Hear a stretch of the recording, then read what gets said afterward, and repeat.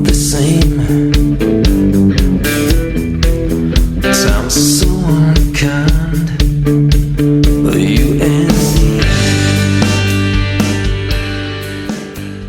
And Petu Wash Day, my friends and relatives. Welcome to the Red Road Radio Show. I'm your host, Lou Hastings from the Native Now Foundation. We've got a great show on tap for you tonight. On the line with us tonight, we have Matt Remle, who is an educator, activist, human rights leader. He is Hunkpapa Lakota, lives in Seattle, Washington, and works for the Office of Indian Education in the Marysville to Lalip School District. He's a writer and editor for Last Real Indians, and also the author of Seattle's Indigenous Peoples Day Resolution. He's the author of Seattle's Indigenous Peoples Day Resolution, Seattle's resolution calling on Congress to engage in reconciliation with tribes over the boarding school era policies, and Seattle's resolution to oppose the construction of the Dakota Access Pipeline. He recently organized Seattle's campaign to divest from Wells Fargo. And in 2014, Matt was awarded Seattle's Individual Human Rights Leader Award. Welcome to the show, Matt Remle. I'm really appreciative that you've taken the time out of your busy schedule, and with all the things that you do, it's got to be almost impossible to juggle them all. It's a good problem to have, I guess, but I appreciate you having me and the opportunity to share about some of the work we're doing out here in the Northwest, and glad to be on with you. So thank you again for having me. Terrific. I'd like to start out with Last Real Indians, and and we'll get into all of the other really serious topics that I want to cover, some of them that we mentioned in your intro. But tell our listening audience a little bit about Last Real Indians. What is it about? How did it come about? And I think I may have been one of the first people to subscribe to the print copy, if you remember that from a couple of years ago. Yep. I remember that. Tell our audience a little bit about that. Yeah, Last Real Indians was it really came out of a personal blog that a fellow Standing Rock brother, Chase Iron Eyes, was doing for quite a while. He used the pen name Last Real Indian for a personal blog that he was doing, and it kind of morphed from there into a platform, an online Native news site for any Native author, or I should say indigenous to Western Hemisphere, who needed a place and a space to talk about issues that are impacting their communities. Because as you well know, and most of the listeners know, that Native issues, for the most part, are left out of not only mainstream media, but a lot of the alternative media as well. And so I was really drawn to that. I like that idea of giving that space and opportunity for indigenous voice to express our issues and concerns. And I happened to be back in Fort Yates, visiting with some family down at the tribal admin building, and met Chase for the first time. And he had just launched the site, and we began talking. He said, brother, you're out there in the West Coast, and we don't have anybody writing on the West Coast at the time. So, if you could kind of hold it down out there and bring in that voice and perspective. And so that's kind of really where it started for me. I started talking about and writing about a lot of the issues that we're faced out here in the Northwest, issues that our Coast Salish tribes are facing, and it's been quite a number of years now. And then moved into the editorial role when Chase ran for Congress, and it's a great site. It's a not only read domestically but internationally. It's phenomenal to see how many readers we have overseas, Europe, Asia, Mexico, South America. And to me, that says there's a real hunger out there for our voice and our perspective that, again, isn't typically being addressed or covered. The other thing I should say is that it's because the content is coming from, our communities. We have the opportunity to address, or really to utilize this site as a platform into addressing issues throughout Indian country. I think the Dakota Access Pipeline is a perfect example. We started writing about it in late December of 2015, January 2016, way before the rest of the world really kind of caught on. And it's been like that for a number of issues. And so, yeah, that's Last Real Indians in a nutshell. It, again, is open to any Native authors who want to come express their opinion or voice on issues that they're facing in their communities.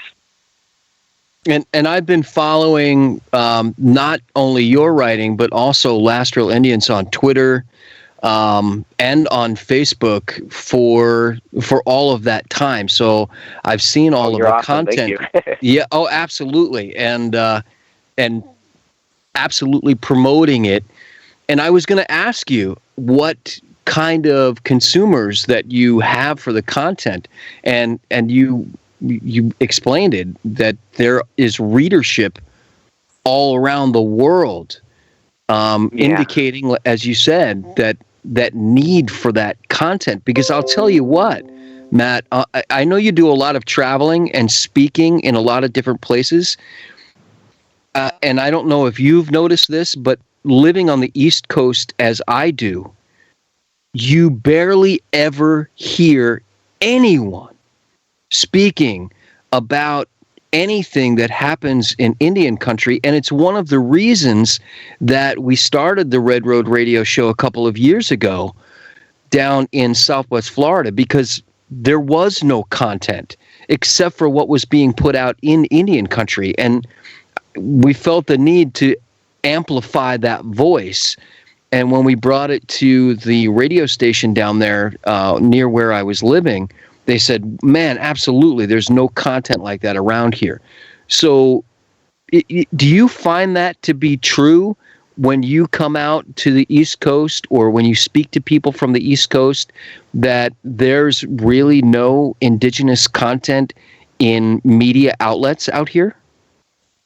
I hear that a lot. It's a lot. We have a number of natives who living out on the East Coast who write content for us, and they express that all the time. Even folks we got writing for us up in New York and stuff. They're like, you'd be shocked like how little of voice and perspective. I think we're a little different out here in the West Coast, particularly where I'm at in Seattle. I mean, we got 29 tribes right in this area, and it's we don't have that as much. I mean, there's aspects of it, but the invisibility like you all face is it's pretty disheartening. Yeah, it really is, and it's troubling. When, I mean, right now the UN is having the Indigenous Issues conference, I guess what they're calling it, right? That's happening. I think it's this week, right? All this week. Yeah, I think it just started today, correct? That Indigenous Peoples Forum. Yes. Permanent Forum, yeah. And other than that, and it's not even making the mainstream news out here. If I didn't have the feeds that I get constantly, daily through my email and Facebook from all of my friends and family, you wouldn't know that it's happening. Wow. So that's a little disheartening. So I'm glad that Last Real Indians is out there. Do you do a print media anymore, or is it strictly lastrealindians.com right now? Just the web page. That was one of Chase's ideas. He liked the old school feel of print, but it lasted about a year, and that was it. But some people just like to have that paper in hand. I certainly do too. But most people are online folks nowadays, either reading on their tablets or their smartphones and stuff like that, and that's just where the bulk of the readership is, and that's, I think, not just us. I think that's most media is kind of gone that direction, and it's shareable. Yes, right. You can get it out there to so many different, get more eyeballs on it if it's in digital content. So I'm appreciative of it. I want to talk about Seattle's Indigenous Peoples Day resolution, which you helped write. If you didn't write the whole thing, I can wrote you it. tell? Yeah, you probably wrote the whole thing. There were other eyeballs and edits involved, obviously, but yeah. Can you tell our listeners, first of all, how that came about, and then what is contained in the resolution? Sure. So I like to joke around with your listeners might be familiar with another Northwest guy out here, writer Jossie Ross. He's a good friend of mine, lives here in Seattle as well, and I joke that he had put out it was either a tweet or a Facebook message, this was several years ago, and it was to the effect of, that time of year again where natives are going to be complaining on social media about Columbus Day and Thanksgiving and stuff. And I tell Josh, well, you kind of made me mad because I'm out there on the streets protesting, so I wanted to do something about it and show you, like, obviously we haven't had any luck changing Columbus Day on the federal level, but why not try it at the local level? And so I started reaching out to the Seattle City Council, and this was 5, 6, 7 years ago, I guess, and honestly had no luck at that time. So I tried the state senate, our Washington State Senate, and there actually was some interest. We got a resolution drafted and ultimately died in our state Senate. But that was kind of the getting the ball rolling. And actually, before that, I should say, because I really believe in our traditional teachings of protocol. And even though I'm Lakota native, I'm living out here on Coast Salish land. I'm in the land of the Duwamish out here. So before myself and others who are not native to this area, native but not native to this area, we always go to the local tribes to tell them what we're doing, get their kind of permission and stuff. And so I initially went to out here. They have what's called the Affiliated Tribes of Northwest Indians, and it's a governmental body of the tribe. It's 59 tribes from Washington, Idaho, Oregon, Northern California, Western Montana, and into Alaska. And they have a kind of like a lobbying body where they get together to push issues in the Northwest. So anyways, I went to them with the resolution first to say, hey, this is something I want to push here, but what do you all think? So they were actually the first to adopt it. Affiliated Tribes, they jumped aboard and endorsed it, and that was became the model for what we tried both at the local level and the state level. So in 2014, I finally got a positive response back from a newly elected Seattle City Council member, Councilwoman Shama Sawant, and who has absolutely been amazing. She responded to me personally, within hours of me reaching out to her saying, this is absolutely what our office is about. We're about bringing in the voice of oppressed communities and championing their issues. So, you write, if you write the resolution, I'll sponsor it. And so that's really where it started. And then our Seattle Native community is pretty tight knit. We're a very active vocal group out here, and so after I drafted that initial resolution, I just sent it out to other members of our kind of Seattle Native community, who added their input and ideas into it. Then we spent the bulk of the summer of 2014 generating support from local tribes, support from other human rights organizations, stuff like that. And then, and actually this ties into Lastro Indians. So I got a call from the councilwoman's office in kind of late July, and they said, okay, man, it's all ready to go. The councils can put it forth to vote at the committee level. And we got two possible dates for you. One would be August, whether that first, second week of August, and the next would be September. And that September date landed on the day before all our public schools started back up. I thought, let's do the September one, because Columbus is one of the first things most students learn about. So what a better way to kick off the school year than with a very public campaign against Columbus. So how Lastro Indians tied in is I kept that all quiet from the mainstream media. I didn't put it out on any press releases or any information to the mainstream media at all until the day of the first council hearing. I put it out on Lastro Indians, and it was that was done very deliberately.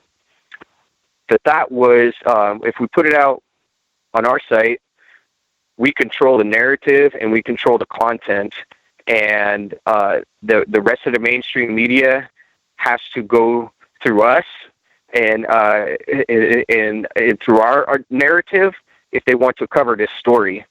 And so they were kind of left playing a game of catch up. We were all down at City Hall. We packed it out. A lot of folks bringing their drums. And it was crazy to see these mainstream media networks scrambling to cover, like, what the heck's going on here. And all of them had learned about it through Lastro Indians.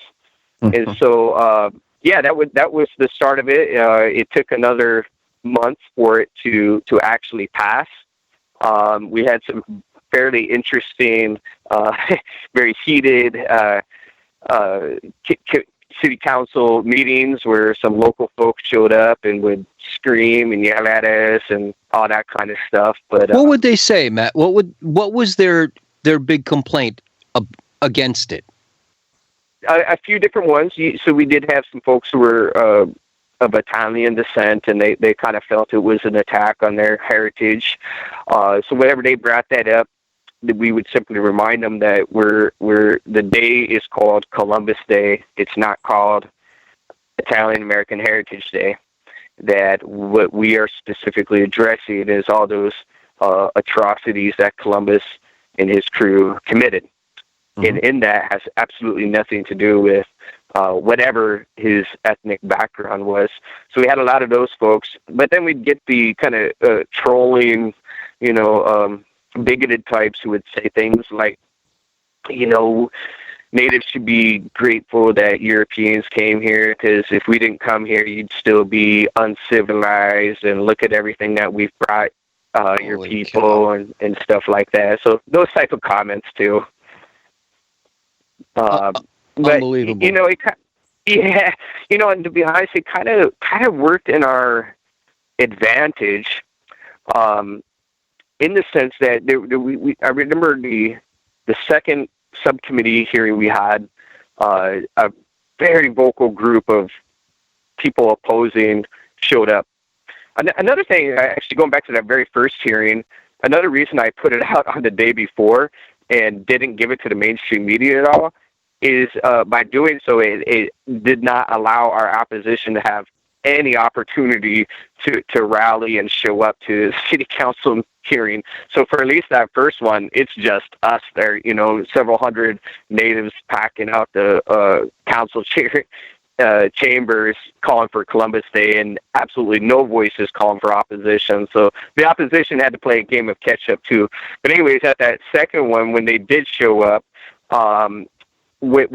they were yelling and screaming, talking over council members, very rude and disrespectful to even the elected officials. And that was good because us who were pro-Indigenous peoples, despite the insults that were being lobbied at us, we remained very calm, remained on point and on message, and it kind of painted them in a bad light. And one particular moment when it ended, when the council meeting was over, I was getting ready to leave, and I was surrounded by a number of white guys at the back of the council chambers, and they were just yelling and screaming at me and all these obscenities and real stupid things, and but it was partly funny because right next to me was a reporter from one of our Seattle newspapers who was talking to me before these guys showed up. And he's just sitting there with his pen and paper as these guys are yelling and screaming at me, and he's just writing down every single thing that they're saying. And I'm just sitting there, okay, all right. And sure enough, the next day in the paper, he writes about that and how ridiculous these individuals were and stuff like that. So that's what I mean, those type of things actually ended up in our favor. So the final vote actually happened the week before. Indigenous Peoples Day is that second Monday in October. So that first Monday, we got the full vote passed, and then the mayor signed it into law on Indigenous Peoples Day. So in terms of your second part of your question, the resolution content, we put a few things in there. One, it was for the city of Seattle to officially recognize the second Monday in October as Indigenous Peoples Day. The next thing was that we didn't want it to just be a kind of like a date on the calendar type thing, and there's no substance to it. So the next part of that resolution called on them to have their city employees be involved with an Indigenous Peoples Day event right there at City Hall. And so that is put on with Seattle's Office of Civil Rights and the local Native community. So it kind of puts their feet to the fire. Like, you can't just say we're going to have Indigenous Peoples Day and then forget about it. But every single year, just like they do on Martin Luther King Day and stuff like that, that some sort of event and activities with speakers and that sort of thing is going to take place. The next thing we did, out here in Washington State, we have what's called the Since Time Immemorial Tribal Sovereignty Curriculum. And it was pushed by, he's a Tulalip tribal member, but he's now a state senator, but at the time a House representative, John McCoy. He had for years been pushing the Washington State legislature to adopt a tribal sovereignty curriculum. And when he got it passed, they passed it, but they didn't mandate school districts to teach the curriculum. It just encouraged them to. So we decided to use our resolution as a platform to get our city government to push the Seattle Public Schools into a formal adoption of this curriculum. The thought behind that is that schools is where we get the majority of our misinformation about Native history and tribal government and that sort of thing. And so that went hand in hand with the campaign we were doing simultaneously with the Seattle School Board to get them to also recognize the second Monday in October as Indigenous Peoples Day, which they did pass, and which they did also mandate the tribal sovereignty curriculum. So those were kind of the three big pieces that we had in that text of that resolution. Wasn't Seattle, if I'm not mistaken, the first or one of the first cities to adopt the resolution for Indigenous Peoples Day? I was just gonna say, yeah, we, us in Berkeley, kind of not Berkeley, excuse me, Minneapolis, kind of went back to back, and it created kind of a ripple effect. I was somewhat kind of blown away by the national and to some extent international attention, especially Seattle's resolution got. I think maybe because we're a larger media market that maybe we got a little more focus, and maybe because ours was also heated. I'm not really sure why, but the amount of people from around the country calling in and asking, like, hey, can you help us out? We'd like to press something in our city. And so I would just send along our resolution, just take Seattle out and put in your city's name. And, and this are the steps we took. And yeah, now there's something like over 30, 40 different cities that have Indigenous Peoples Day. The state of Alaska has Indigenous Peoples Day. Right, that was just recent. Really, I read that last week. That they made about it Alaska, permanent. Yeah.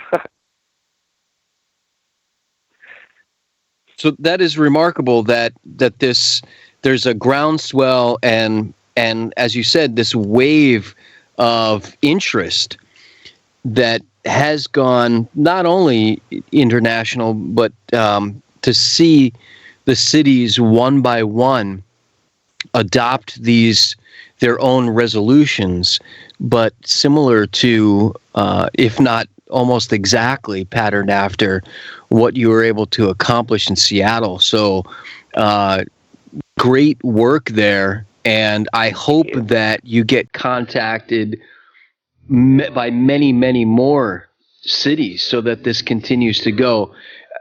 I don't see it. I can't wrap my brain around a scenario that would have a cogent argument to keep Columbus Day. At this point in our society, when we know what the real history, or we can find out what the real history is, it's not new. It's just something that, as you pointed out, we're taught in schools as young children the incorrect story. We're taught the whitewashed story, quite literally, and we don't get to hear about what happened to the indigenous people of this hemisphere. I always recommend that people read A Brief Destruction of the Indies by Bartolomé de las Casas. If you want a no-holds-barred, raw look at history of colonization as it was happening, that's a book that you can pick up, and it's not a big book, but it has a big impact. I remember the first time picking that up in high school and being mortified. Right. That we would even think to continue to celebrate Columbus Day or anything that even resembles it. So I'm glad that Seattle started that tidal wave, and I hope that it continues to move forward. Normally, we take a quick break at the bottom of the hour, Matt. So will you stay with us while we take this quick Absolutely. break? And we'll be back with Matt Remle right after this break.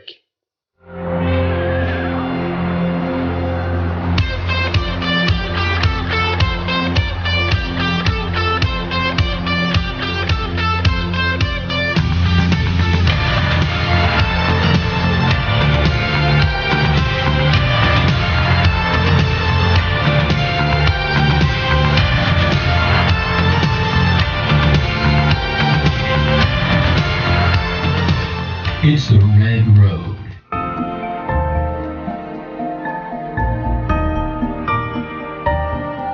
FYI Nation costs $40 a day to keep on the air. Their original content doesn't sell you products when you listen, and the Tom Hartman program is commercial-free as well. FYI Nation relies on your contributions to keep their programming paywall free.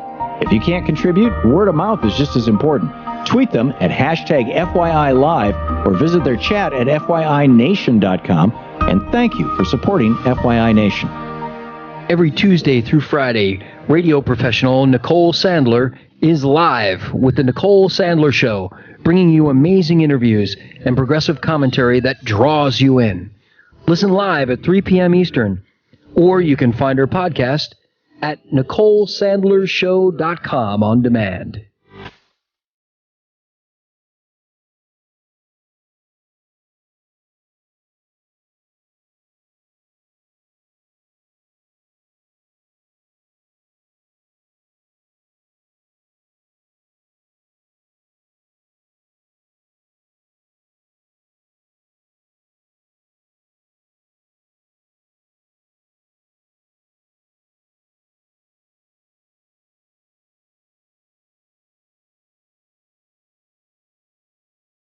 And welcome back to the Red Road Radio Show. I'm your host, Lou Hastings from the Native Now Foundation.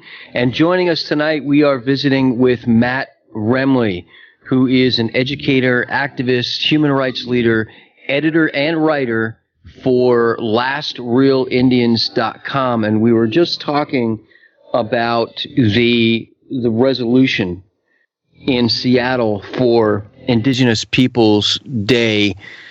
Matt, do you see a day when all cities just adopt this and Columbus Day just goes away? I sure hope so. I think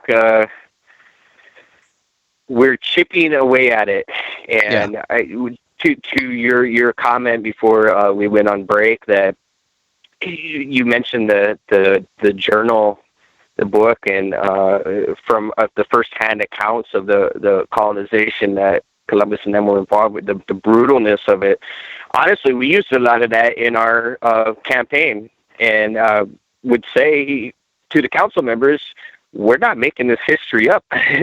Here are first-hand journal accounts for what has taken place. And, in fact, here's some of Columbus's own writings where he essentially indicts himself as, when bragging about being a prolific, slave trader and stuff like this. So, this isn't stuff that we are making up at all. And so you're either going to accept this real history or say, what the heck are we doing, recognizing that individual and get rid of it. So I think we're seeing a chipping away. We keep saying that the real marker, though, is going to be when we see some of those big East Coast cities starting to turn.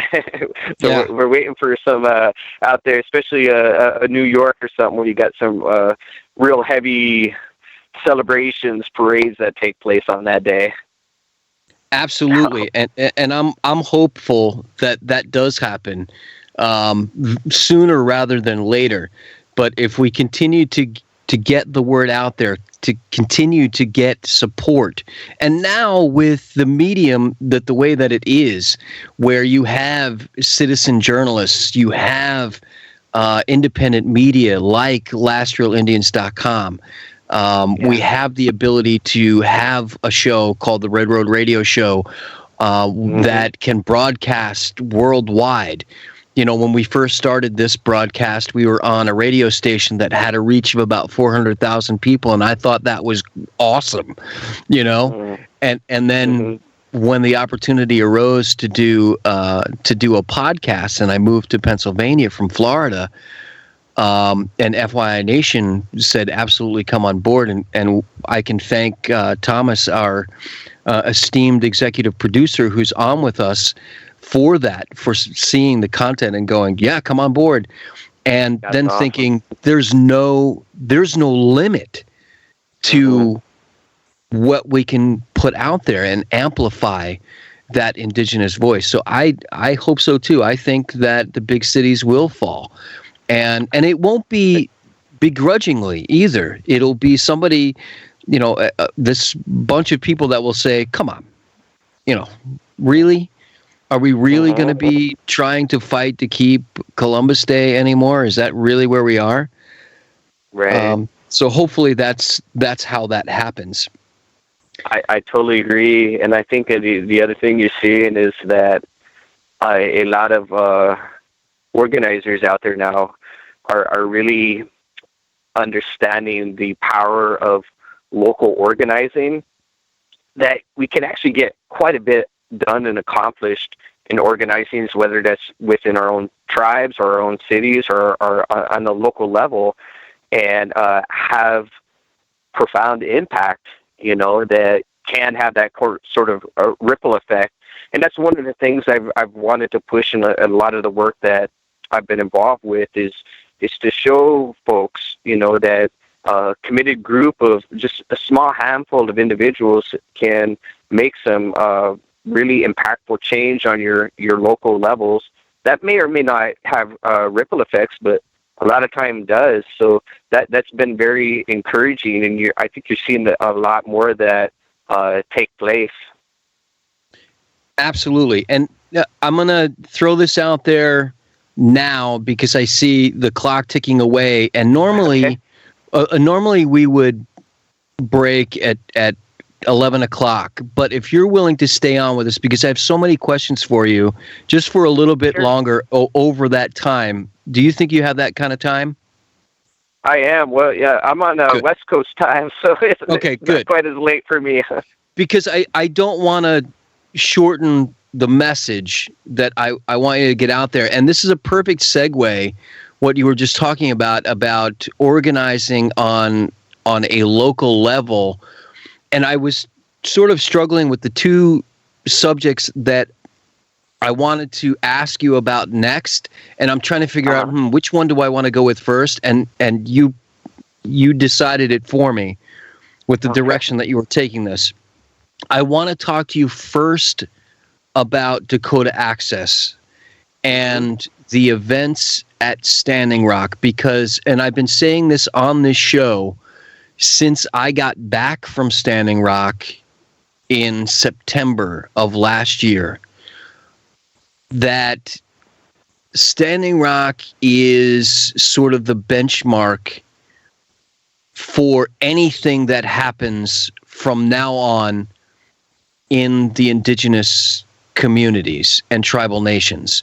So I judge everything before Standing Rock and after Standing Rock, because that call out to people to organize, to help, to stand with, when that went out and people showed up by the thousands and people showed their solidarity by the thousands around this planet, I think things changed. Would you agree with that statement? I agree 100%. And to be honest, there are times I find myself being invited to city council meetings for other places who want to engage in divestment campaigns and stuff like that, or fundraisers, and I'll be driving out to these places and like, where the heck am I? and I'll give you one example. We, after our divestment campaign, like the anti-Columbus Day thing, we got a lot of folks calling and asking how to run similar campaigns, and so we've been working with a lot of different cities on similar divestment campaigns. We had one local city who's located there, Sammamish, Washington, which is located east of Seattle, and they invited me out to their city council hearing when they were going to kick off their campaign. And other folks I worked with couldn't make it that night, so I was driving by myself, and I had never been out there before. And I'm driving along, and if you know the geography of this area, anything kind of east of Lake Washington, which is east of Seattle, is kind of our rich areas, like Bill Gates lived in that type of areas. So I'm driving up in this town, and I'm seeing these massive mansions and gated communities, and I'm just sitting here like, where the heck are they sending me? I'm going to get eaten alive at the city council meeting. But I show up there, and it actually is a community of predominantly Southeast Asians who have been moving over here to work in Microsoft and a lot of the tech industry. It's a very rich area, but it's predominantly East Indian. And I'm looking at this room packed of, it was mostly East Indian women, and they were holding signs for Standing Rock, talking about treaty rights. And I'm not going to lie, after the hearing, I was so emotional, I kind of sat in my car and I just teared up, like, these they're out here speaking for us, supporting us, you know, and like up here in this really rich area, and like, so that kind of goes to what you're saying, that call in out and that response is incredible. I had the opportunity just on Friday night, that group, the veterans group that went out there. Yes. Veteran Stand. So they, a number of their core individuals are actually from here in Seattle, and they had an event at the Duwamish Longhouse on Friday night. They want to get more involved with local issues, and so they had a few of us come out to talk about things that are going on here. So even going to that, I'm like, wow, you know, listening to their stories and how most of them were non-Indian, but listening to their stories of going out to Standing Rock and how much it changed their life and how much it gave them meaning. You know, a lot of them were talking about, yeah, I was in Iraq, I was in Afghanistan, but I didn't feel like I was actually serving my country, you know. Until I went to Standing Rock, I felt like I was actually serving my country. I was blown away by that. Mm-hmm. And I heard those stories as well, and they were remarkable to hear when the veterans went out there, and that was December, and the interesting turn of events. You know, they got there, and the next day was the Army Corps of Engineers saying, "Okay, that's it." It's over, you know. Right. I was out there during those times, so I remember that. Oh, so I was going to ask you about that as well. So you did have an opportunity to go and spend some time out there, and it was during the winter that you went, or did you get to go out there more than once, or? I was out there in late November through December, and so when the blizzard started hitting and everything, so yeah, it was a good experience. But I've been involved with the organizing aspect of it for quite a bit longer than that. Like I mentioned at the start of the show, I started writing about it on Natural Indians back in January 2016. And it really started when an aunt who lives out there in Fort Yates, she gave me a phone call and just said, you know, nephew, I'm really concerned about this pipeline. The company, Energy Transfer, is not engaging with consultation with the tribes. They're not holding community meetings. A lot of folks here in the communities don't even know what the heck's going on. You know, will you help out? You know, and when Auntie asks you to do something, you do it. So that's when I started writing about it, and specifically the impacts that the route was going to have up in that Cannonball area. Like I mentioned to you on Messenger, my mom is a Harrison. There are Harrisons who were buried up in that Cannonball area, so there's also a very personal connection to what was happening. And so, yeah, in the same, and started the Sacred Stone Camp on April 1st. So, you know, I covered that for them through Last Real Indians, and a number of the other things that were taking place. You know, I was able to cover that. So, yeah, I've been involved with it for a while, but personally going out there, you know, I didn't make it out until late November. And I went out there in August, so the camp wasn't nearly the size that it was, you know, I guess starting late September, October is when it really exploded out there. So we had, you know, our pick of campsites, and you know, my my brother and his family came up from Cheyenne River, and we sort of put our tents together, and we had all the space that we needed, and then to see just how it just grew and grew and grew, and I tell everybody when they ask me, if I went or why I went, my answer is always the same. When your family is threatened, you go. Yes. It's just what you do. Yeah. And as you and I were talking on Messenger earlier, we have family in Fort Yates, which is so very close to where right where this pipeline is going through, just south of it. So that was my knee-jerk reaction, was I've got to go. And I think if I felt that, then other people felt it as well. They felt human beings were threatened. And they went, like the veterans. They had to go. They felt, hey, my job was to protect people. And this is what they're asking for.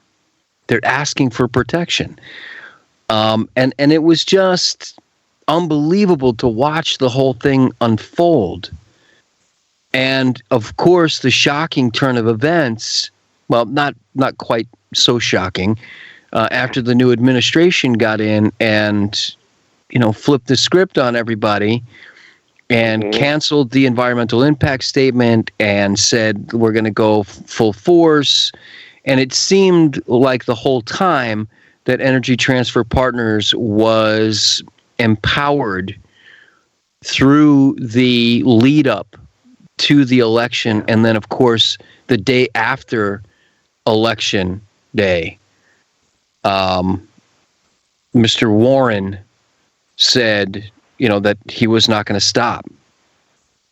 Right. He was going to continue to build, even at the request of the Army Corps of Engineers and the Department of Justice to stop, to cease and desist, and they continued. But to see the whole chain of events, it was remarkable enough to see the number of tribes that gathered together for the first time in history, that many tribes assembled in one place for one cause. If that's not enough to send a shiver down your spine, I don't know. I don't know what you're looking for.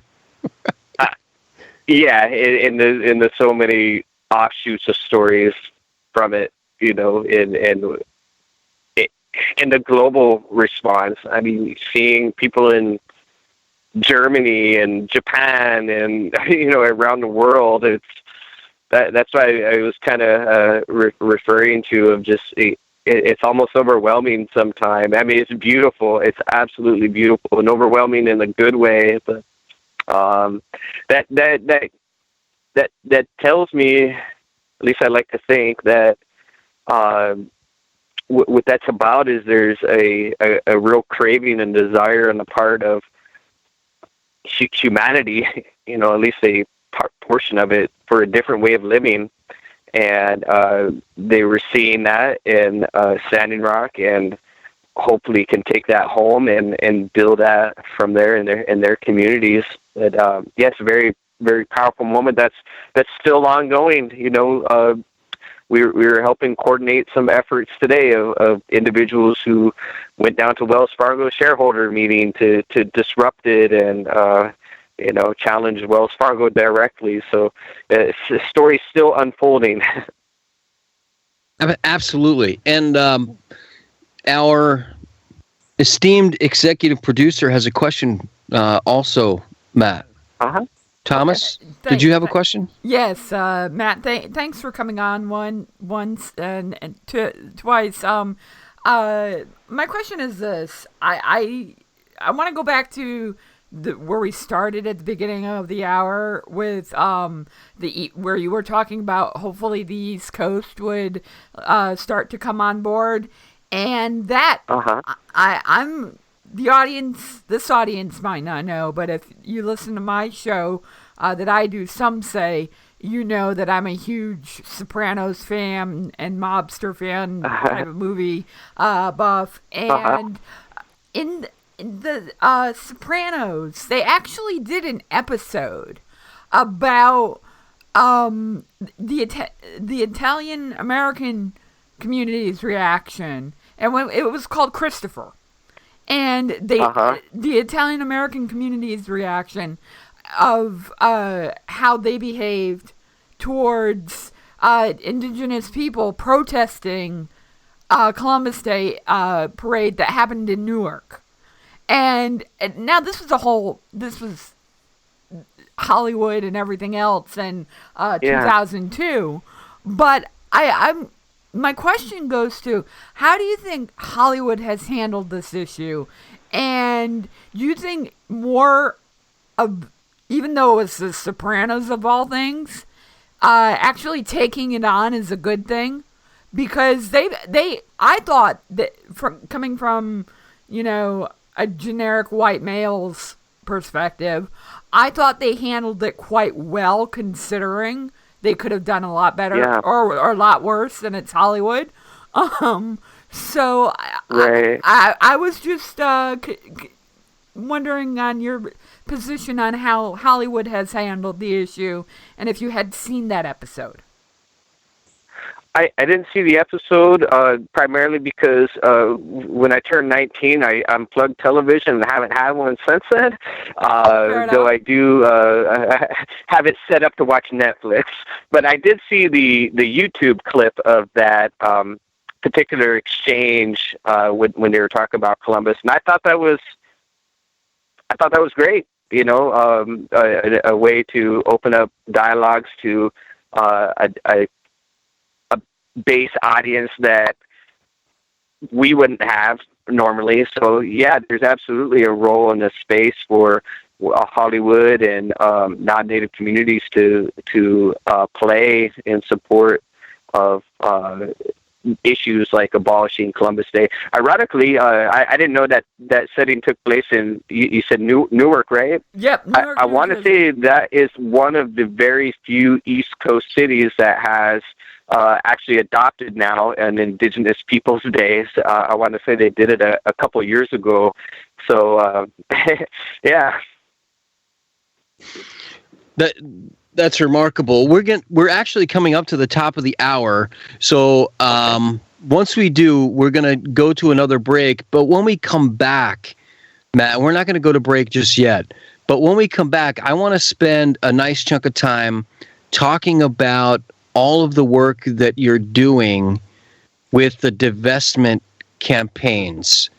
And I wanted to save that for last because I really wanted you to sort of hammer that home, especially with the stories that came up on Last Real Indians Today. You actually had two. You had one out of Juneau, Alaska, and then the one talking about the Standing Rock brutality and Wells Fargo board actually met today. So I want to spend some time on that when we don't get interrupted, if that's okay. Not a problem. But in the meantime, while we're waiting for that break to happen, Thomas brings up a good point that Hollywood dances around it, and you see these flashes of brilliance here and there where some people get it right. Can you name any other, if it's a mainstream media, if it is a publication, is there anything out there that you see that they're getting it right, they get it, that you would like to say, hey, I got to give props to this outlet? I would say there are behind the scenes, and this is in reference to some Hollywood folks, there are some behind the scenes actors and actresses who are absolutely doing some phenomenal work and support in Indian country and musicians as well. And, for not wanting to, these individuals aren't looking for the glory or pat on the back, and I think you don't see their names put out there a lot, but Ezra Miller is an amazing guy. He plays Flash in the Justice League, upcoming Justice League movies. That guy has been an allied supporter for Last Real Indians probably since its inception. He was involved with the Peshla campaign. If folks remember the efforts we were involved with to save Peshla, Ezra Miller was a part of that, along with a guy named Soul Guy, who is kind of a big time hip hop producer, and they have done amazing work supporting us. So absolutely acknowledgement to those folks. There's a guy named Taboo who is I think he's actually part Native too. He sings with the Black Eyed Peas. He has been involved and a supporter for a lot of issues. Shailene Woodley. Yep. Can't pronounce the last name, but I think the Divergent actress. She brought an A game and was very supportive of tribal communities.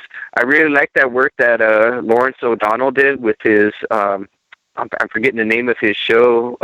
That news reporter guy. The Last Word. Yes. Late Night with Lawrence O'Donnell, I believe, or something like that. And actually, there's a Seattle tie to that. When he came out and did his first real big segment on Standing Rock and what was happening.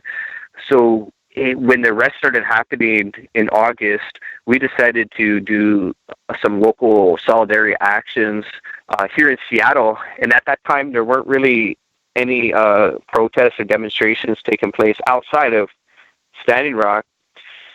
So it just so happened that one of his producers was at that Seattle rally and gave him a call and said, "Lawrence, you really got to look into this Standing Rock situation. I mean, they're starting to protest it out here in Seattle. There's a mass rally taking place." And it influenced him to really look into the issue. So I appreciate the work that he's done. So yeah, definitely a few good folks out there, a few good reporters who've been giving some positive coverage. Al Jazeera was great. A big shout out, I'd say, goes to the independent media group Unicorn Riot. These were folks who got involved on April 1st, 2016, to film and document the starting of the Sacred Stone Camp. And were there the duration of the things that transpired all the way up until, when the evictions and stuff took place. So Unicorn Riot was amazing. They were some of the folks putting out those early images, as you probably remember, of things that were happening. Yeah, they did an excellent job. Unbelievable. So there are some players out there that actually got it right. And at this point, we're gonna take a break at the top of the hour. And when we come back, I want to talk about the divestment campaign. And don't go anywhere if you're listening. We are here visiting with Matt Remle from Seattle, from LastRealIndians.com. Don't go anywhere. We're going to come right back with the Red Road Radio Show right after this.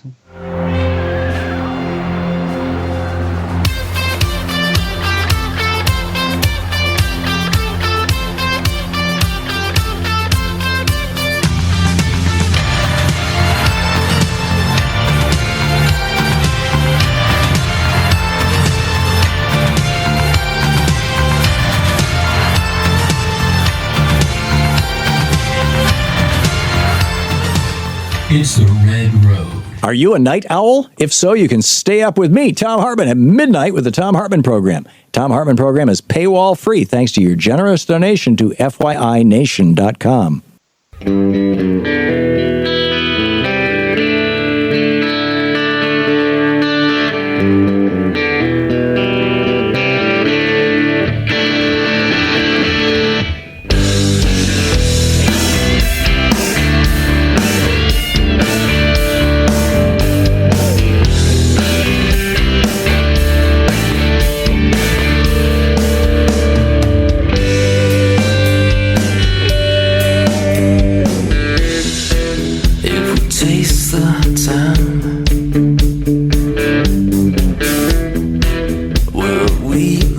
find that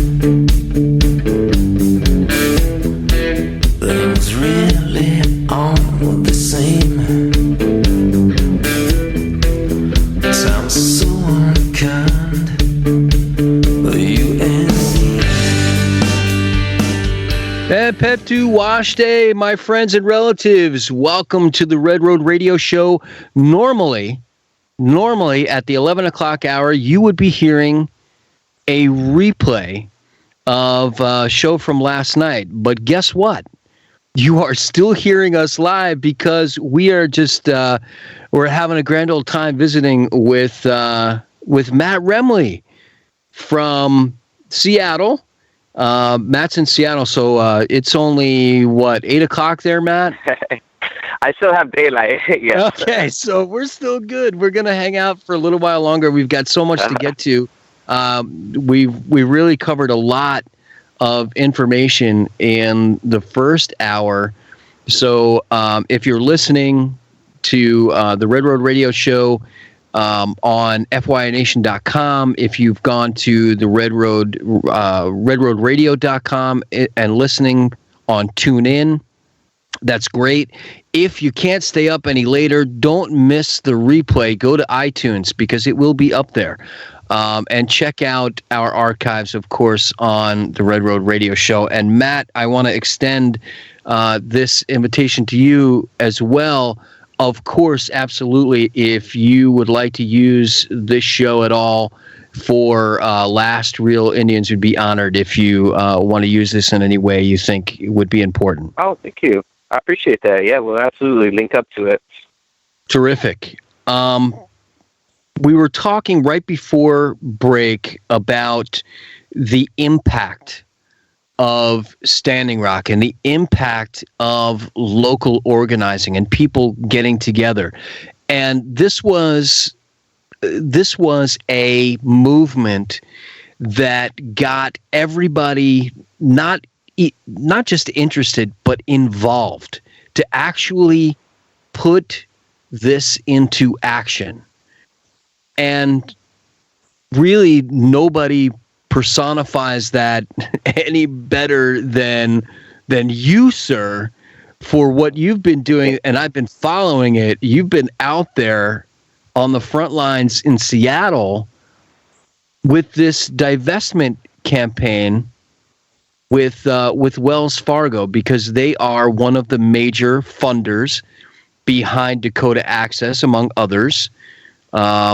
And I'd like you to explain to the listeners what it is that you're doing and what kind of success comes with that. This is kind of a multi-part question. And then some of the challenges that happens when you're organizing these kinds of things. So first tell us about the divestment campaign, and then tell us some of the challenges.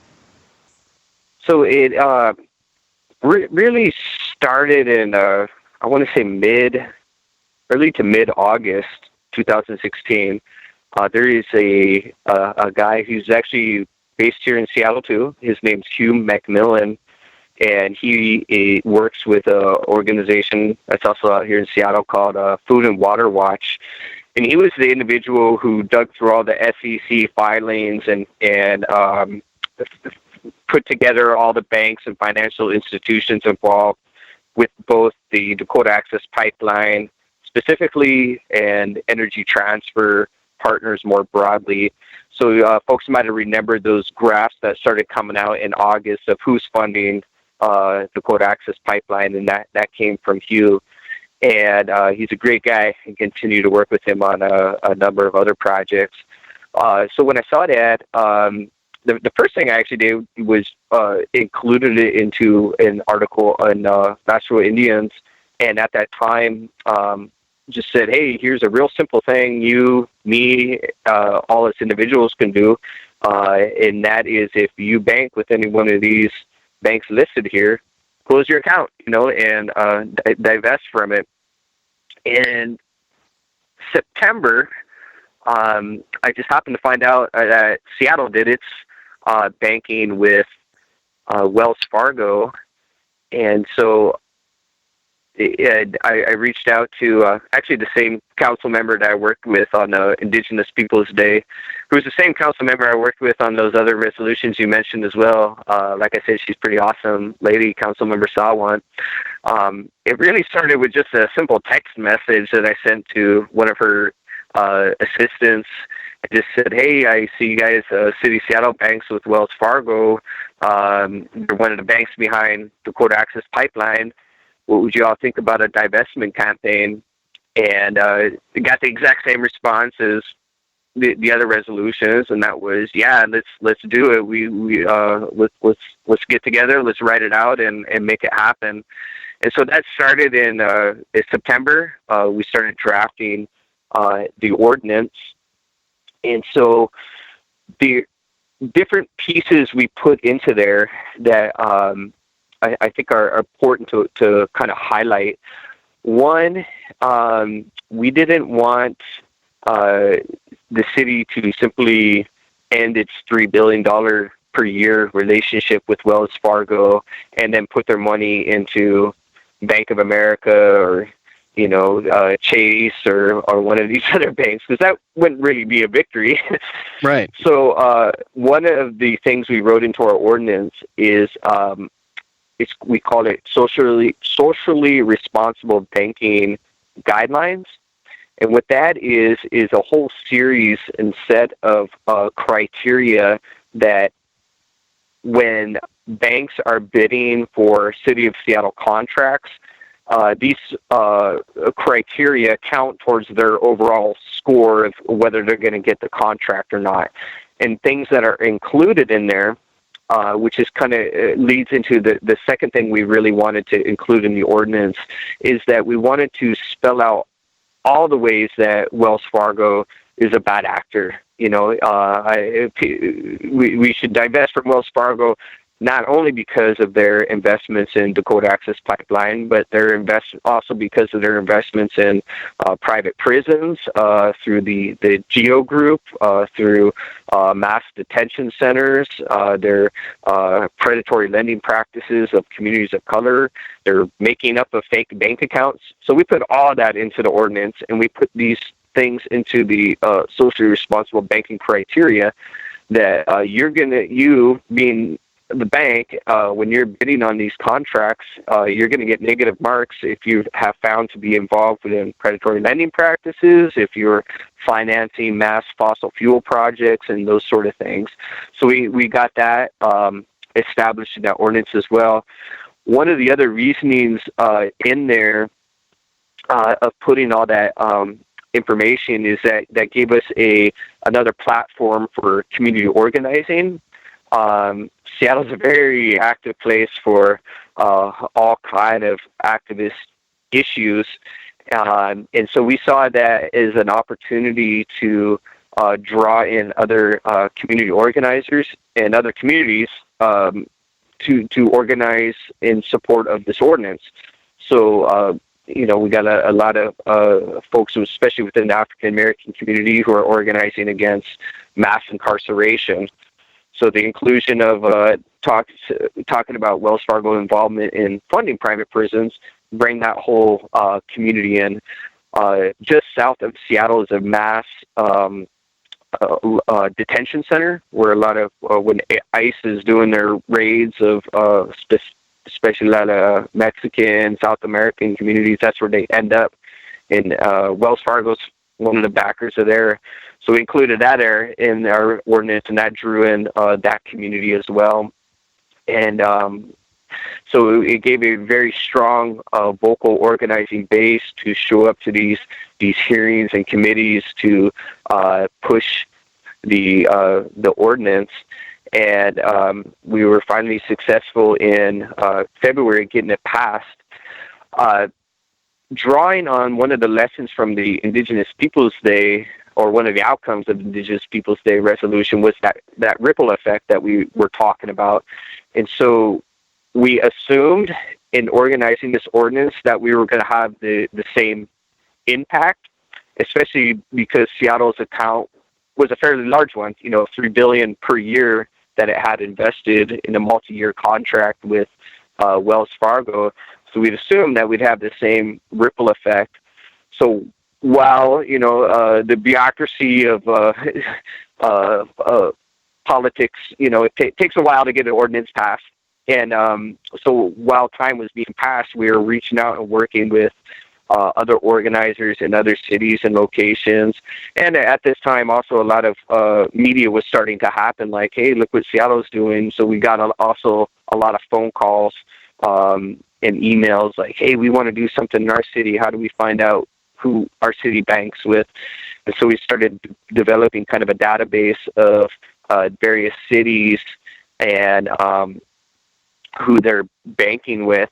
And so we linked up about 2 weeks before the final vote. Actually, it was they called us. It was they're called Injustice Boycott, and they're actually a East Coast group that Sean King, who's was involved with a lot of Black Lives Matter. He's got a group called Injustice Boycott. So he called us and said, "Hey, what can we do to help out?" And so we said, if you could just utilize your Twitter platform and generate some noise from us, that'd be cool. So they developed the hashtag Start with Seattle, and we decided to kind of really utilize that to kind of generate some hype that we're going to start this divestment with Seattle, and but who's going to be next? Because once some folks can see it's done in one area, they know they can replicate it where they're at. So, yeah, it was pretty amazing and ripple effect. But we've been working with organizers in Los Angeles, San Francisco, Silicon Valley, a number of local cities here in Washington, Boise, Idaho, Raleigh, North Carolina, Berlin, folks out in Berlin, all over, to run similar campaigns.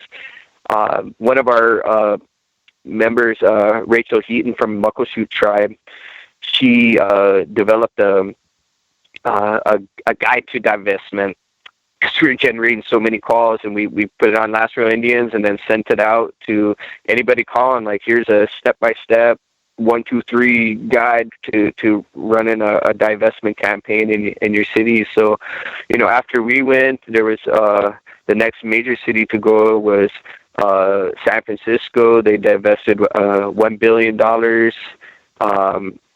LA went, they divested $1 billion.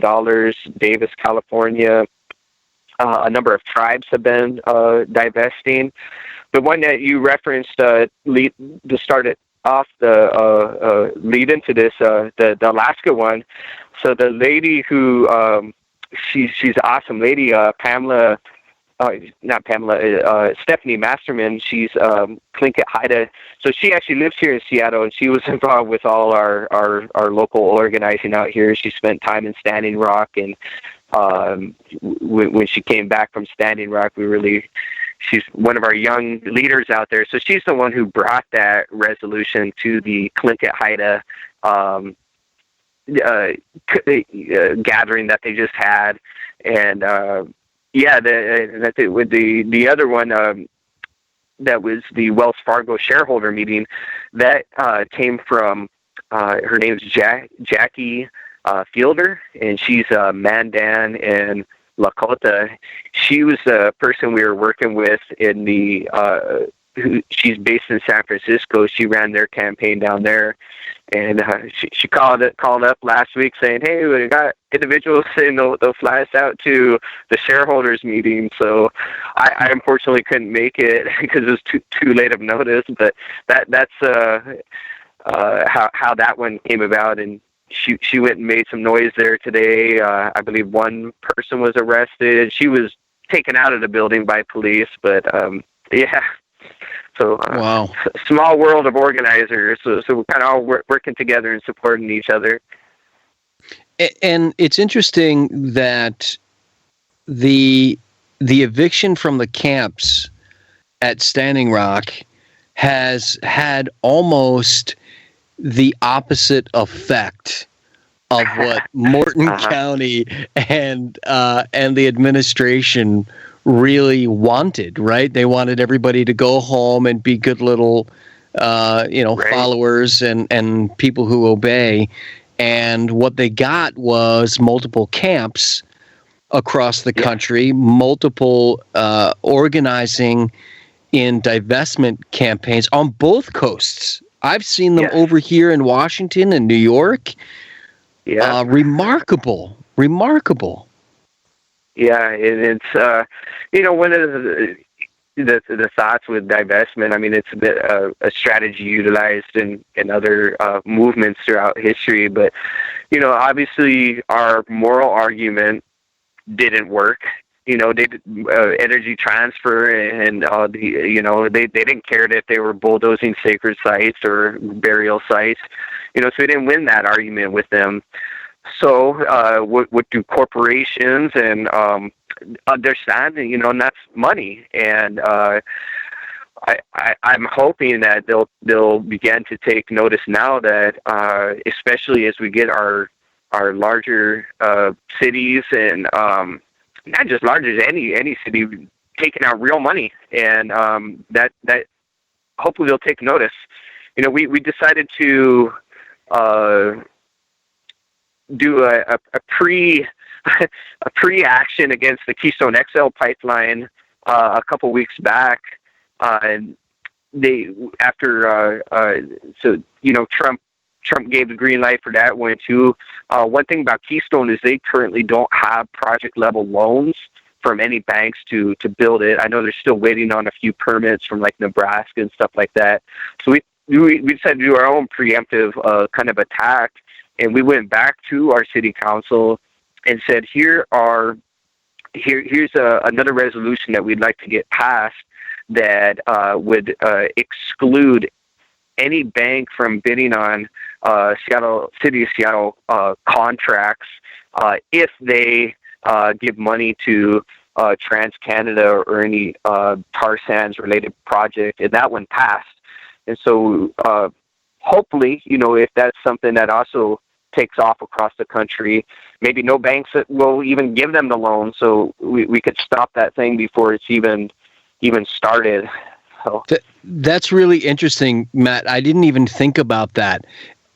First of all, I didn't know that KXL still wasn't fully funded, because really, and some people are calling it the zombie pipeline, right? Joey Braun was one of the ones that I saw post on Facebook saying that KXL is rising from the dead, and that's kind of a good place to be. Right? Yeah, you want to get in front of that, because who wants to be caught throwing money at something so incredibly unpopular? Right. Absolutely. And so I kind of like the idea that they're sort of coming from behind on this one to get those permits again, to get the funding. Dakota Access, I still can't wrap my brain around the fact that the moral issues were brought up. The fact that it's sacred land, the fact that there were human rights violations, and it's as if Wells Fargo's like, oh well, that's the cost of doing business. Yeah, right. And to have that kind of attitude, and you think in today's society, and I guess we are seeing that, a lot of people are going, no, that's not acceptable. Mm-hmm. It's not the cost of doing business anymore, or at least it shouldn't be. Right. And, over the course of the past few months since we passed our ordinance in Seattle, Wells Fargo's lost $6 billion so far, and that's just within February, March, April. Just three months. And I know there's other cities who are and tribes who are divesting as well. So hopefully by the end of the year, they can shrug off a few billion here or there, but that's going to add up. And hopefully some of these other banking institutions will take notice and change their ways. I would say one of our other efforts out here that we're going to be launching in couple weeks, is to another kind of preemptive step that a lot of these major banks are, again, bad for a lot of reasons. And instead of playing a game of passing an ordinance here or there, going after particular banks, we're thinking, like, might as well go for all of them and see if we can get a publicly owned bank for the city of Seattle. And so that's something we've been researching. If that would happen, they run in a similar fashion to like a credit union, where the members are the owners of it, and there are sort of strict policies about where that money can be invested. So, like I'm a credit union member, and it's nice having a peace of mind that my credit union's money has to stay within the community. It can't be invested in a pipeline project or the military industrial complex or wherever. So we're thinking of trying to see if we can accomplish that on a city level and have one owned by the city of Seattle, and keep our money here and get us out of all those banks, period. We are in communication and working with, again, the folks in San Francisco as well as Los Angeles, who are taking similar steps. Actually, that same lady, Jackie, she was able to get the San Francisco to begin the process of an inquiry into, they call it a feasibility study. How would it benefit San Francisco? And so they're in step one. So we're getting ready to launch ours. Whenever I talk to tribes, especially out here, we have what we call the I-5 corridor tribes, who casino-wise do very well for themselves.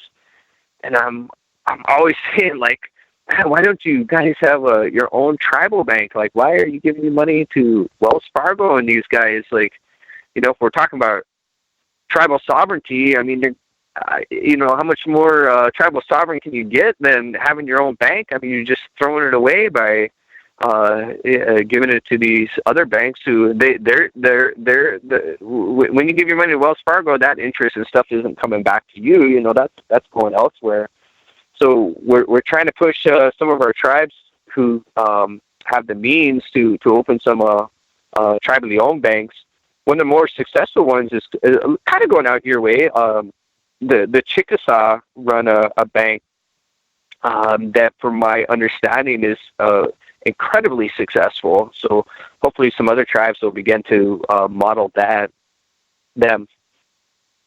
And I've been reading about that also. If you are listening to the Red Road Radio Show, we are still live this evening, and normally you'd be hearing a replay at the 11 o'clock hour, but we're getting so much information from our guest, Matt Remle, and we're so fortunate that he's able to spend some extra time with us tonight to get some of this information out there to all of the listeners. This is all of the stuff that you won't hear in mainstream or corporate media.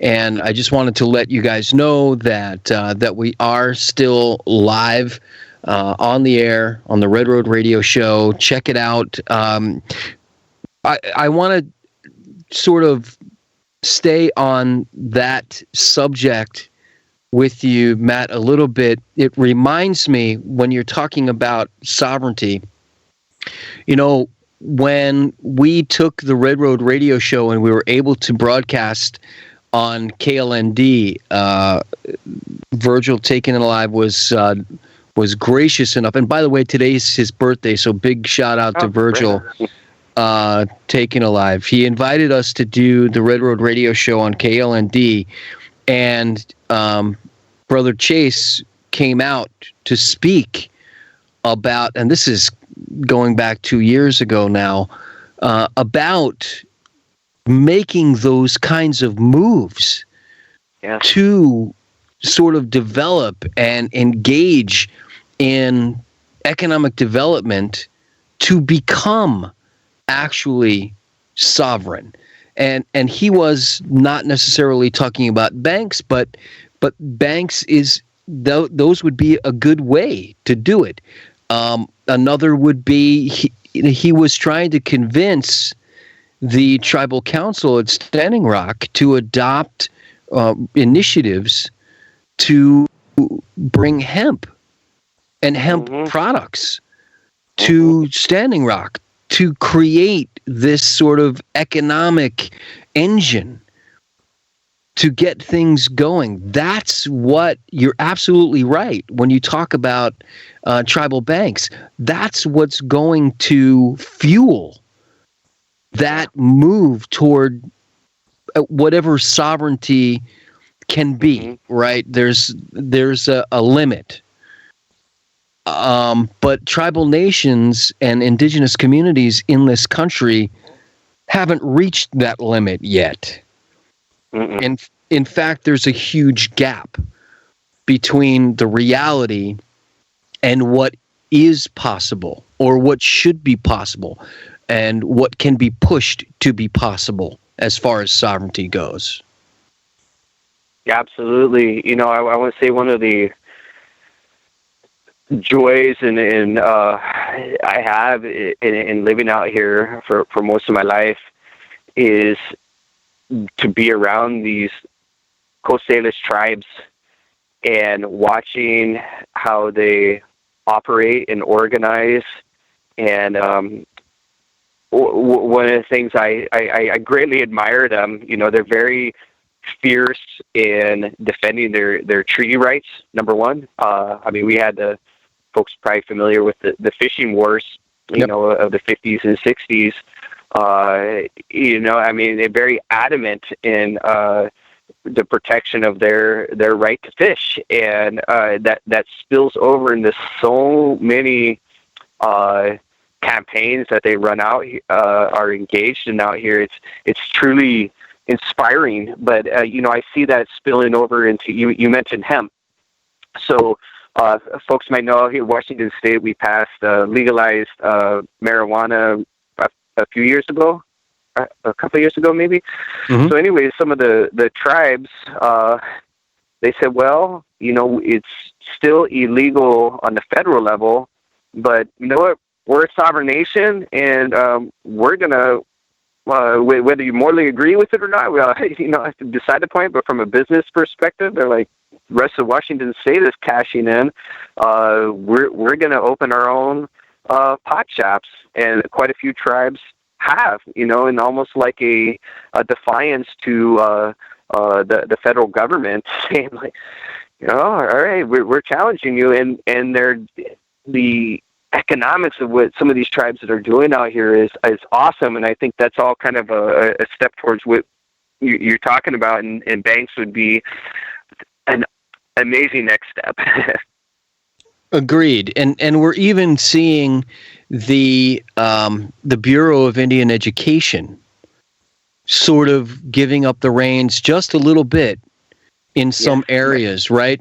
And you're in education, so I'm sure you know about this, that they are giving tribes more leeway to include more indigenous curriculum into BIE schools, actually giving it over to tribal administration, right?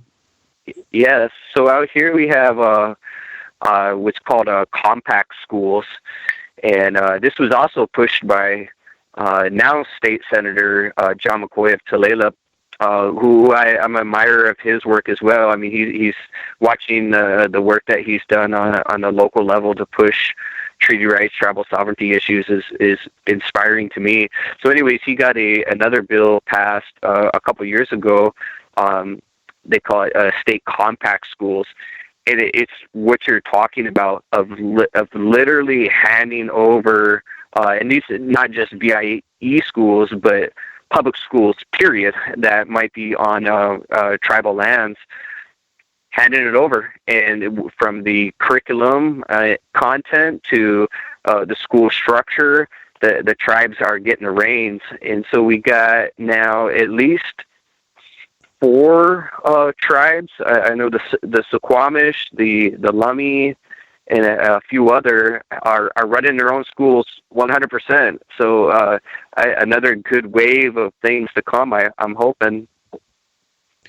Do you think that we will see, we had in this last election at least, the most, how did they say it in the news report that I read, and it might have been the Huffington Post if I'm not mistaken, the most indigenous candidates of any election were in this past election, running for whether that be state congressional seats, and Chase was one of them.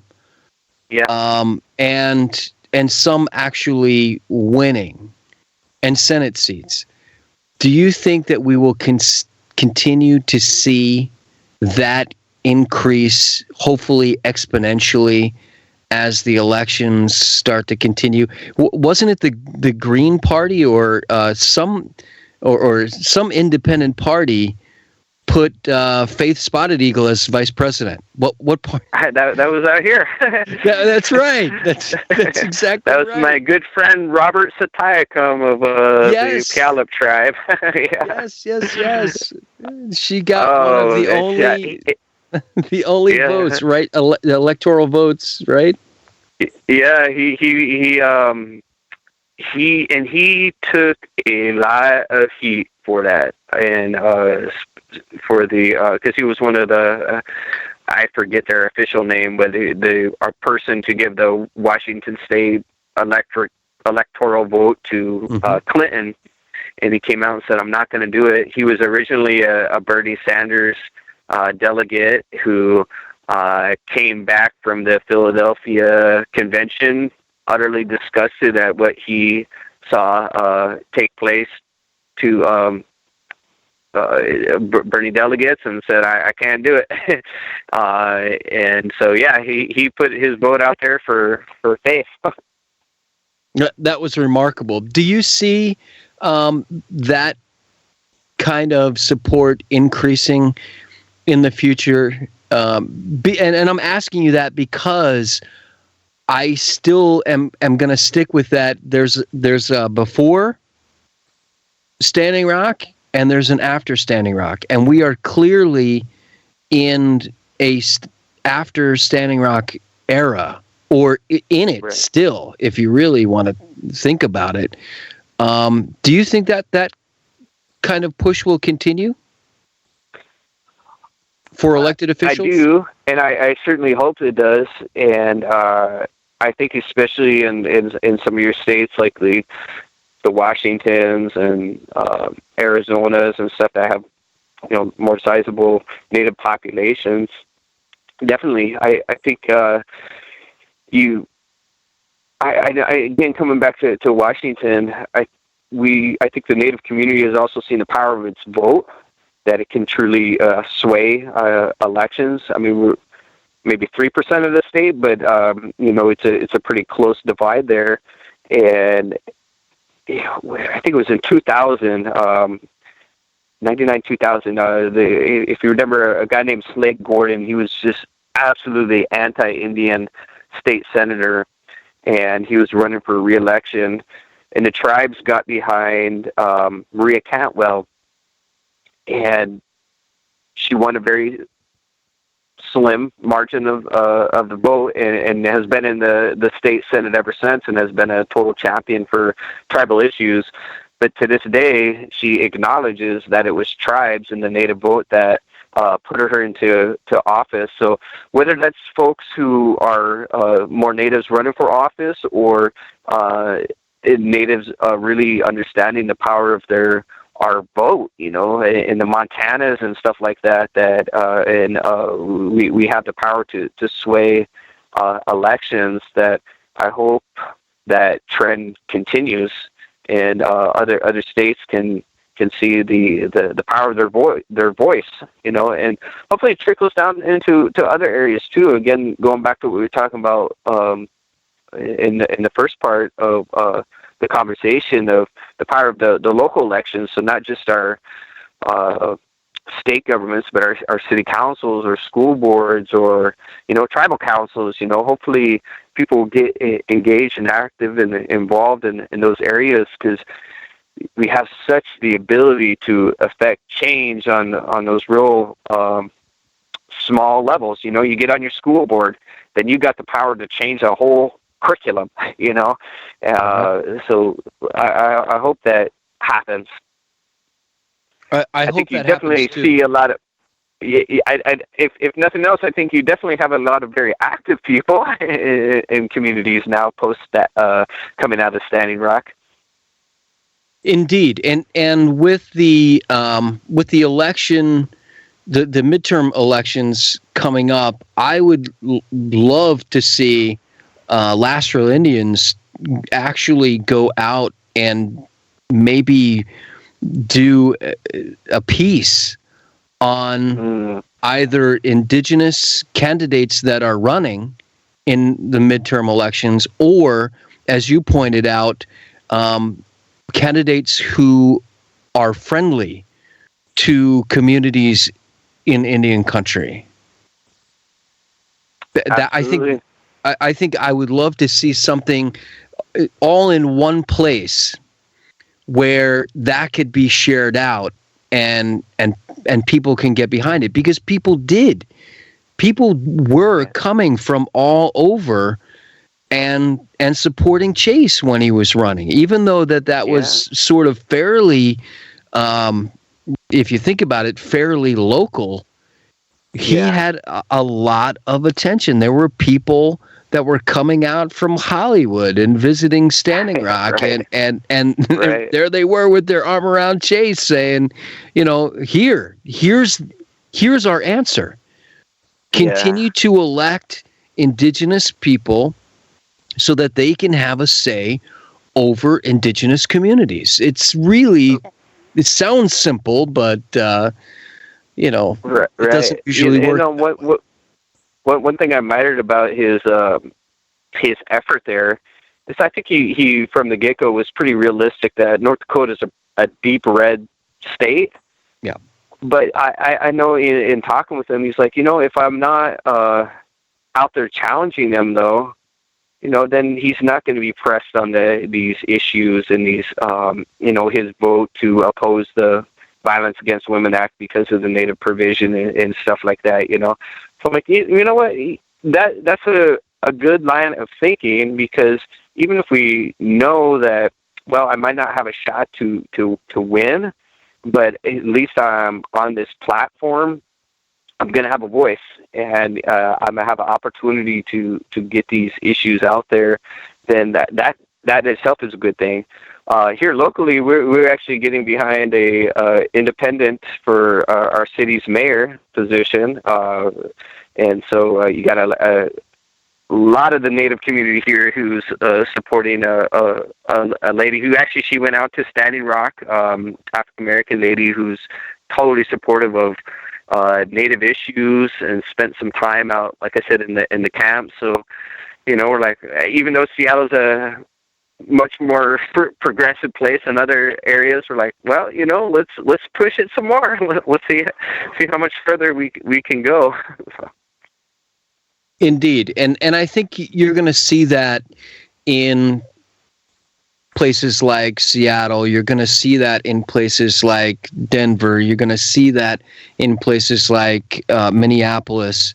And the ripple effect from those things, from those places, they need to. We've almost connected it, Matt, to the East Coast.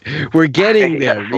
It's like those ropes that you can throw and get around, a cone or something, or a post, a fence post, just so people can walk along and stay on the path and keep the message going. Because that's what it's going to take.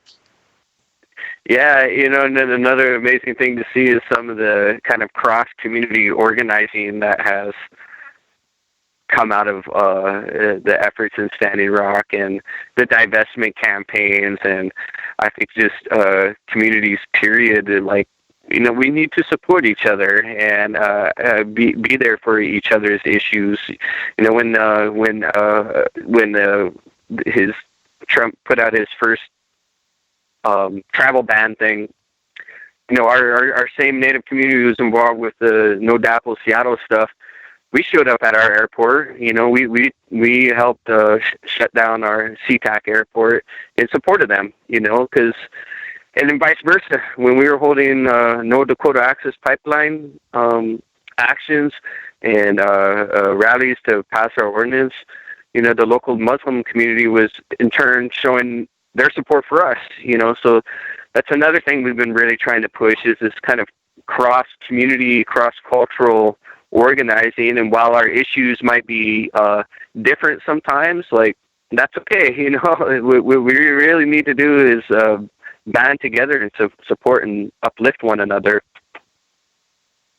Absolutely. Matt, I want to give you an opportunity to give out, and we are speaking with Matt Remle from lastrealindians.com, and he is an educator, he is an activist, and a human rights leader, and I want to give you an opportunity to put out your social media out there. How can people reach you? How can people get stories to you from anywhere within the sound of our voices?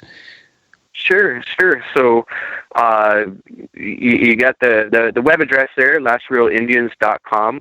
We actually run a second web page that's LRIinspire.com. That one focuses a little more on language revitalization and some other issues, but that's another site that folks can check out. In terms of stories, you can go to Last Real Indians Facebook page and then just click the little send a message link, and you can get a hold of me there. My Twitter is at WAKIYAN, and the number 7, and folks can reach me there. So easiest way is just go to the Last Real Indians Facebook page and connect on. Send me a message to there, or I think I'm the only Matt Remle, MATTREMLE on Facebook. So I'm pretty easy to find that way as well. Send a friend request or send me a message through my personal Facebook page too, and be happy to help out. One of the things that, to be honest, I love more than anything is in the opportunity with Last Real Indians and our other stuff is uplifting the voices of folks across the Indian country, period. And anytime the opportunity to put a story out there, a video out there, a poem out there, whatever platform, I love highlighting our native artists, our whether it's in music or any of the forms of the arts or native businesses. I love putting that out there, so if you're a young entrepreneur and you want to get your business out there, contact me. If you're doing music, contact me. We'll put your stuff out there. Awesome. Thank you so much for that, Matt. And I did want to go back to one last point while we wrap up. And thank you so much, first of all, for coming on the show and staying with us live for as long as you did. We could probably, fill up several shows. And I want to offer you the opportunity anytime you like to come back on the Red Road Radio Show and promote whatever you want. Great. I appreciate that. Thank you. You have an open invitation. Thank you. I want to go back. I will hit you up on that. Yeah, absolutely. Please do. I want to let you know and our listeners know something that sort of talks about what we were talking about sovereignty and self-determination. We have actually 3 initiatives in the Native Now Foundation for 2017 and 2018. And I'm working with a couple of different organizations, and the Native Now Foundation is a 501c3 nonprofit organization. We've been around for a couple of years and done some things out in Standing Rock and Cheyenne River, but we're looking to step it up. And I've spoken to a few people out in Standing Rock and a couple of people who would like to get a couple of things together.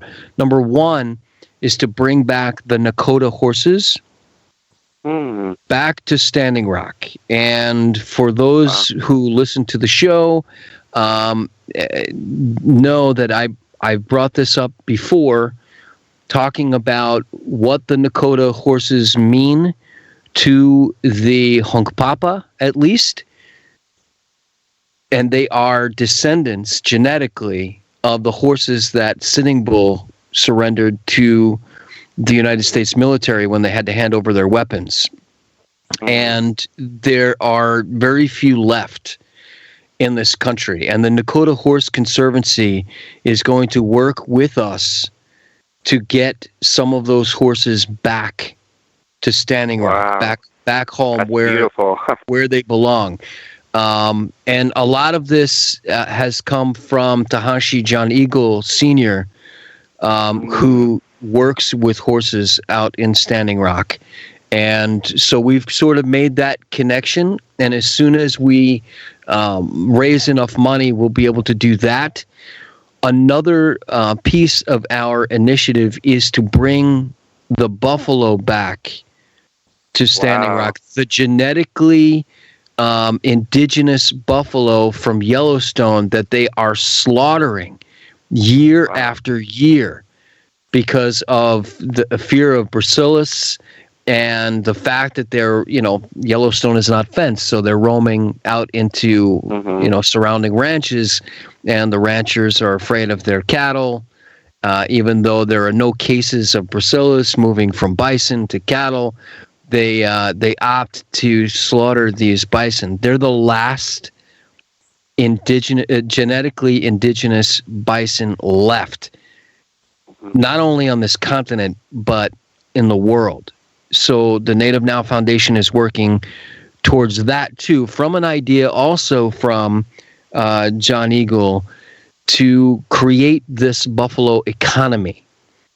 There's a lot of food and culture and tradition and so much that could be done to get these bison out of the situation that they're in for being slaughtered year after year in Yellowstone, and get them back into tribal hands. And I don't know if you've seen or if Last Real Indians covered Secretary of the Interior Zinke's sort of backing off now on the original proposal for the National Bison Range to go under the management of the Flathead Reservation. Wow, no, I didn't see that. Yeah, it was a story that we covered the other night on this program, and he's sort of backing off on it now. It was supposed to be a transfer of, I guess, management from Fish and Wildlife to the Bureau of Indian Affairs. Wow. And for some reason, he's sort of backing off on it. And that's a concern, especially when there is going to be a reduction of about $1.5 billion to the Interior Department this year. And we all know where those cuts are going to be made, right, Matt? Exactly, right. Yeah. So, so that is initiative number 2. And initiative number 3 that we're hoping to do is to invest in community gardens, to bring back, an indigenous diet to indigenous communities, to reservations, rather than depend on processed food, to bring back the health of the people. So those 3 initiatives, and I'd love to talk to you about this sometime, and maybe we can work together with Last Real Indians or really anything that you're doing, Matt. I really appreciate everything that you are doing. I would love to be involved with all three of those initiatives you brought up. 100%. Anything you all need and any support we can offer, that I can offer, let me know. And out here, period, there's a lot of folks who have a lot of passion for those areas, those three that you mentioned. So can certainly link up to some other individuals as well. Terrific.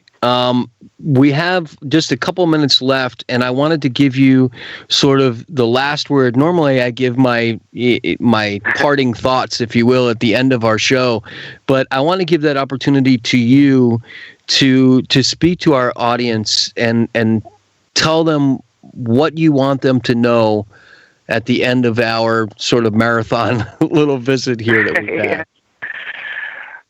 I think that, if anything, for us to really internalize and understand and act upon the fact that we really have a lot of power, and in the sense of the ability to affect change. I know it's can be extremely discouraging, these issues that we face and fight, and it seems like every day, like there's something new that comes out that, oh man, again, here's another issue, here's another pipeline, or here's another issue that we got to be fighting or addressing. But I truly believe that we have a lot of ability to impact change in not only addressing some of these horrific things like pipelines and stuff like that, but forward thinking, like those three initiatives you just mentioned. That to me, that's forward thinking, and like let's address issues before they even arise, and let's develop some of these creative solutions to help our communities, and also to just whatever one's passion is, follow it. I love to see work that our community does in all kind of areas. I love the language revitalization work. If that's your passion, go for it. If you're passionate about the gardening, like you mentioned, like go for it. I'm personally not one of those people who think we all got to put our eggs into fighting a particular issue or something like that. Like there's so many ways that we can be of benefit in supporting and uplifting our communities. Like, engage in that, and if it's education or if it's, whatever area, involve yourself, but then also support each other, in whatever ways that we can. I'm really big on that. Like, there's a lot of negativity sometimes within Indian country, and we can really be hard on each other, and it can be really sad and depressing. Like the jealousies and the gossips and the bashing that can take place, and I say we gotta end that.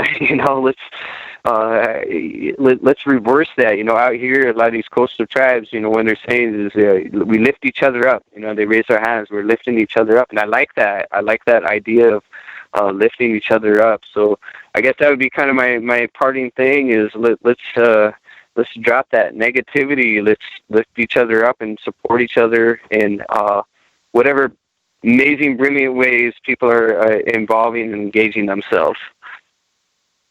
I think that's great. I love that also, lifting one another up and using the physical manifestation of that, of raising the hands in solidarity, and putting people up there where and sending the voice out further, right? That's what the elders teach us.